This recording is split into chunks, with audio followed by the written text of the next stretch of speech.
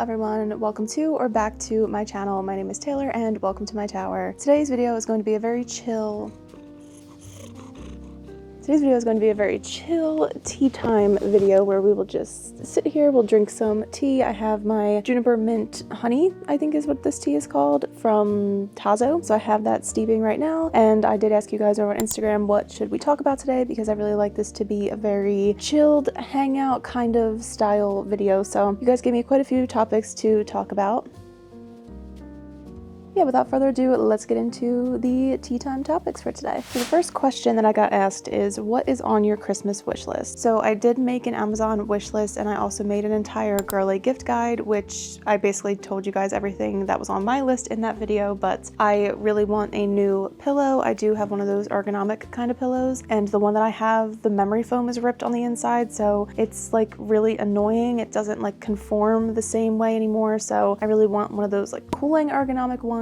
I also have like an oil scalp diffuser massager kind of thing, so it's something that like massages your scalp but also like releases oils, which is really good because I like to do oil treatments on my hair. I could also really use a pair of Uggs. I currently only have 2 pair and they're pretty old. Not only, I am grateful that I have the 2 pairs that I have, but they are from my childhood, so they are very old, and I would love a short pair of the chestnut boots. I think that those are really cute. Somebody is very indecisive as to where she wants to be. As long as you're not on the microphone, it's fine, baby. So yeah, I also really love mystery pin packs, so I did send a bunch that I like from box lunch to Brad. But yeah, for the most part, I really do like to be surprised. Girl, if you put your tail in the tea, it's gonna be hot. Why are you the sweetest and cutest thing I've ever seen in my life? Also, would really love to receive the Eras Tour book and the anthology on vinyl. I think that those are probably like my most wanted kinds of things on my Christmas list, but this sounds really corny, but like my biggest thing that I always want for Christmas is just like the people around me and my pets and my other friends and people's pets and stuff to just be healthy. That's just like the biggest gift I could ever wish for and ask for. Yeah, that's just kind of like what is on my wish list for this year. And then the next topic is Taylor Swift theory that she's announcing something at her last show. So if I'm being totally honest, I have not been keeping up with the Eras Tour. I haven't been watching the live streams. I just kind of got burnt out after a while. You know, it's been a couple years of the Eras Tour going on, so I haven't heard of any theories specifically that she'll be announcing something, but I most definitely would not be surprised if she does announce Reputation Taylor's version. Obviously, that is what the fans are most awaiting, but I really don't know if she will announce Taylor Swift Taylor's version first. I don't really know what the licensing agreement is. I know that she had to wait a specific amount of years for Reputation to be passed, and I know that there was also some issues with like copywriting or something with her debut album, so I really don't know, and I'm not really gonna sit here and clown because I don't have any like theories that I fully believe in, but I do definitely think that the next big announcement that we will get from Taylor is going to be the re-release of Taylor Swift or Reputation. I'm just not sure which one, just because we already got the book and album combination announcement for Black Friday. We also got Tortured Poets earlier this year, so I do think that the next big announcement that we're due for is definitely one of the re-releases. So I don't really care which one comes out first, if I'm honest. Like, I would be equally as happy with Taylor Swift or Reputation. I think I am more excited for Taylor Swift just because she's gonna sound so completely different than she did when she was, you know, 16. So I really do think that we will see You'll Always Find Your Way Back Home as the final vault song. At least that's what I'm hoping for. And my little Hannah Montana heart would be very happy with that. I would also love to see Crazier on that album, which I think is a huge possibility. So yeah, I honestly do think I'm a little bit more excited for Taylor Swift, Taylor's version. But yeah, I am currently unaware of any specific theory that she's announcing something at her last show, but who knows? By the time this video goes up, I'm sure we will have some new announcement. So we'll see. So I know this is a tea time and I'm supposed to be sipping that, but I am nervous to pick that up because I know it's still hot and I have a bean on me. So we'll just let that sit there and cool off. And if I have to drink it cold, it is what it is, because you come first, right, honey? So our next topic is the new Lizzie merch that has been announced. Okay, Bean is now sitting over here. So I'm gonna go ahead and try to sip this. This might still be a little too hot, but the reason that I have this tea specifically is because I got this with the other like peachy green one that I have, and I was making my own like medicine ball tea from Starbucks last winter. So I do really love this tea, but I'm currently out of honey, so I only have Splenda in here with the tea bag. such a good comfort drink, but definitely needs honey, even though it has honey in the flavoring, but this is so good. So I have the Loungefly website up now, and I am looking at the 2 new Lizzie McGuire bags that they will be releasing. So the day that I'm filming this, these bags are currently on pre-order. They haven't like technically been released yet, but let's talk about them both. So first we have the Loungefly, which is just like our typical backpack, and I don't love this one. I do think that it's still really cute, but I just know I would probably never really use it. I don't think I like the solid color along the bottom. I wish the whole bag had like that floral print that the rest of it has, like at the top. And Lizzie's head is like really big, but I don't know. I feel like they could have made this a little bit cuter. I do really love the straps. I love the little Lizzie charm. I think that the inner lining is so cute. Like I wish they would have made the outer lining, the outer part, the same, but this bag isn't terrible. I still obviously think it's cute because I'm a huge Lizzie fan, but would I spend $80 on this bag? No. But let's talk about the bag I am most excited about, and I don't even know if I'll end up buying this because I really need to start saving money and stop spending it, but this is the Lizzie McGuire Y2K all over print crossbody bag. This is retailing for $75. This is so cute. I'm so obsessed with this. It's just like this like really pretty pinky peachy kind of color, and we have like a bunch of the little Lizzie icons on here. We have her in a coin purse on the side, which I think is so cute. I high-key want this like so bad. It really is giving the little game that I had on my Game Boy. I don't remember what this was called, but I remember playing this so vividly. It was like my favorite video game as a kid. I honestly do still have my Game Boy, and I'm pretty sure I still have this game, so I should see if that works and start playing that again because it was so fun. You would like collect coins and like the shopping mall and stuff. Like, this bag, when I look at this, it brings me back to that specific game, and I truly do feel like I need this. I know I need to save money too, but like I don't know if this is gonna sell out and then not be available. If we're gonna rate these bags, I guess I'll rate the backpack like a 6 out of 10, and the crossbody is a 1000 out of 10 for me. This next one's pretty funny. It says the bullshit removal of dinosaur. Let's talk about it. So I obviously totally agree that this is a bullshit removal because I am Dinosaur's biggest fan. You guys already know that. I think that I am just bitter about it being Indiana Jones, that I won't even give the franchise a chance. I still will, but I'm just like so petty and I'm so bitter about this. I just love the old animatronics. This ride feels so nostalgic to me the way that it is. I love the pre-show. That's why I included like the whole thing in my trip to Animal Kingdom. Like I just wanted to have that documented so I can watch it back and just like relive the whole pre-show. I really wish that they could have just kept Dinosaur, or maybe kept like one nostalgic Dinoland game over by the ride. I just feel like they could have kept some sort of small portion of Dinoland. I feel really sad about it. I'm looking forward to the Encanto section. Like I know that Disney's going to give us something really fresh and new that's exciting, and it's going to be something that is really iconic and really cool, and I'm sure there's going to be new forms of technology in the ride, and I do have my faith, trust, and pixie dust into the Disney company, so I do think that they'll give us something amazing, but I just wish we could keep the actual dinosaur ride because retheming it to Indiana Jones, I don't really understand how that fits into Tropical Americas, but then again, I also have never seen the movie. I guess I will have no choice but to watch them, give them a chance, and try to look forward to it. I don't know. I just feel really sad about the removal of Dinosaur. I do agree that it is a bullshit removal. Just like leave it to me to pick that as my favorite ride, and then it's one that goes away. It definitely really sucks. I have no choice but to get over it, so I'm not gonna sit here and like cry about it, but I am definitely very much sad.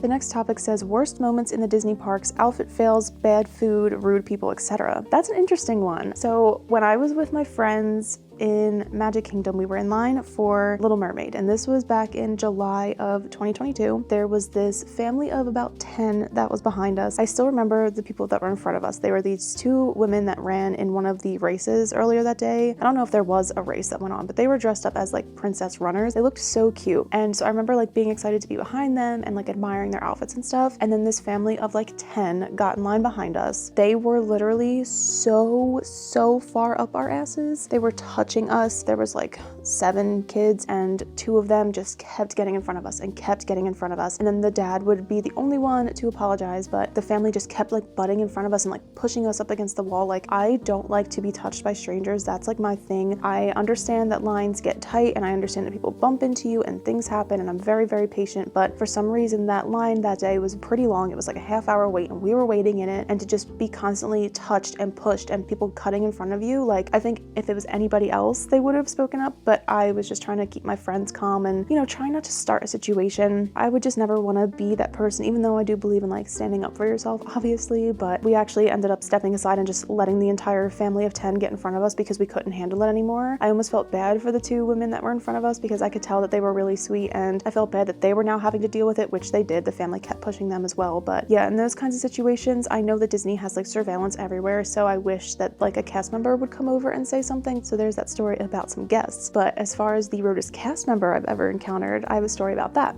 So let's sip some tea first, because this is tea. So I went to Disneyland back in March of 2022. So I was in line for Radiator Springs Racers, and I really regret not paying the $12 to just pay for the lightning lane, because I feel like this could have been avoided. But anyway, we got there first thing in the morning, so we figured that the line probably wouldn't be too long. I think it was around an hour wait, so we were like, okay, it's fine. This is like our biggest must-do ride in this park. We'll just wait for it. So we ended up waiting, and about an hour or so, I can't remember specifically, into our wait time, the ride broke down. And it broke down for a decent amount of time that everyone in the line started to sit down, and then it got back up, so people started moving forward, and overall we waited 3 hours, okay? Like, mind you, this is my first time ever being in this park. I clearly have never been on this ride. I don't understand how the line is like divided, whatever. On this ride at this time, I don't know how it still works, but I'm sure it's the same. There is a part where like it's a general whole line queue, and then towards the very, very front where you get on the ride, it splits, and then there's a line for single riders, and then there's a line for, you know, groups of people. But there was no cast member standing there to tell us which side to go on. So like I was with a group of 3, it was me and my 2 friends, and we noticed that the one side was shorter, and there was literally no signage, because I would never do this intentionally. So we just went to the shorter side, which of course was a single rider line. So we get to the front, and all of the cast members were in this area. I don't know why no one was at the bottom to like tell people where to go, but apparently we were in the single rider line. Whoever was in the front, let's just say it was me, they were like, you go into this line, you can go to that one. And we were like, no, we're gonna ride together. And they were like, if you wanted to ride together, then you needed to be in the normal line. And we were like, we didn't know. There was literally no one to tell us, like, how are we supposed to know? And this cast member was literally, I can't even believe that she was working here with this kind of attitude. She put her hand in our faces when all I was trying to do was tell her that there was no signage, we didn't know. She literally went like this and turned, and like I was mid-sentence trying to say that we didn't know. I think that's how many words I got out, is we didn't know, and it was this. And she turns her head and she walks away and doesn't even listen to us. And I literally looked at my friends and I could not believe it. I wish I got her name and like reported her or something, but again, that's not really in my nature. But I also don't think it's fair to be like talking to guests this, or not even talking, acting this way towards guests. So she turns and goes and gets like, I guess a manager, somebody higher up came over, and they were apologetic. They said, sorry, it's really hectic, the ride keeps breaking down, just you guys go on this car, whatever. So he quickly got us onto our own car, which was actually really nice, but it was a really sour way to start the ride, because the whole like first minute or so I was just really like kicking myself, because I was like, did I do something wrong? Like clearly I did for getting in the wrong line, but it wasn't my fault. There was no signage and no one to tell us where to go. So I just could not believe that this girl, like, I understand she was probably having a rough day, but to put your hand up while a guest is trying to talk to you and turning and giving such like a horrific attitude, like, oh, I just will never forget like the look on her face, how rude she was. It just sucked, because I was really excited to be there, and it almost put like a little bit of a sour taste in my mouth as far as the cast members go for Disneyland versus Disney World, because I only experienced really, really good things at Disney World. So yeah, for that to be my first time there, it was not pleasant.